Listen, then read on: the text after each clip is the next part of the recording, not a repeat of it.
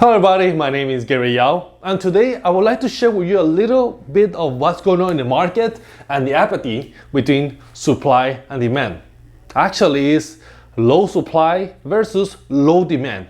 In this match, where severely has weakened the demand due to the sharp rise of mortgage rates that are relentlessly with a low supply of homes, has caused a substantially slowdown in the housing market that still favors the sellers. A showdown between supply and demand, even with the ultra low demand, in the LA County housing market lines up in favor with sellers due to a persistent lack of supply. In the past week, there has been a lot of noise about housing recession. It has revealed that closed sales plummeted in July. In Southern California, sales went off by 37% compared to 2021. As a result, proclamations from experts across the nation exclaim that the housing market is officially in a recession. Unfortunately, way too many people will jump to the conclusion that values are going to plummet like it did during the Great Recession. These recession experts are alluding that a major drop in sales, fewer purchase and refinance loans, and overall limited number of transactions for all those involved in the real estate industry. Yet, a recession does not mean that housing is in crisis or that values will plummet. Only 2 of the last 6 recessions prompted a drop in home values. 2.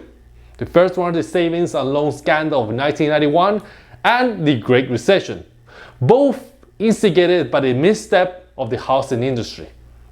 The other 4 recessions resulted in an appreciation in housing stock. Think about that. Every recession is different. During the Great Recession, unemployment skyrocketed and housing was a huge house of cards, per se, built on the years of subprime loans, pick-up payment plans, teaser rates, adjustable mortgage, and fraudulent lending practices. It was not a shock that housing values sank. Nobody was surprised. This recession will entirely be different. I'm talking about this one right now. Thus far, in 2022, the LA County housing market has slowed from expected market time, which is the time in between hammering the for sale sign to open escrow of 30 days in mid-March to 78 days today. Yet, the slowing has stopped. In fact, the market time has dropped by 1 day since climbing to 79 days a month ago. To understand why housing has shifted, but it's not on the verge of collapse, look no further than the good old-fashioned supply and demand. On the demand side of the equation, a snapshot of the number of new escrows over the prior month, buyer activity has been quiet all year. A premature peak was reached by the end of March, with we have 5,500 pending. That was a peak, and it was down 18% from that from last year's peak. So this is 2022, 2021 March. We have 6,700 pendings. Compare that to a 3-year average of peak prior COVID. So between 2017 to 2019 March, the average pending were 6,000. So we have a drop dramatically of pending. We have less sales that were happening right now, and on average was 6,000.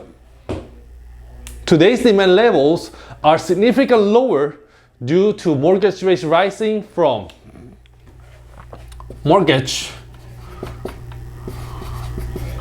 drop. Well, actually went up from 3.25 to 5.75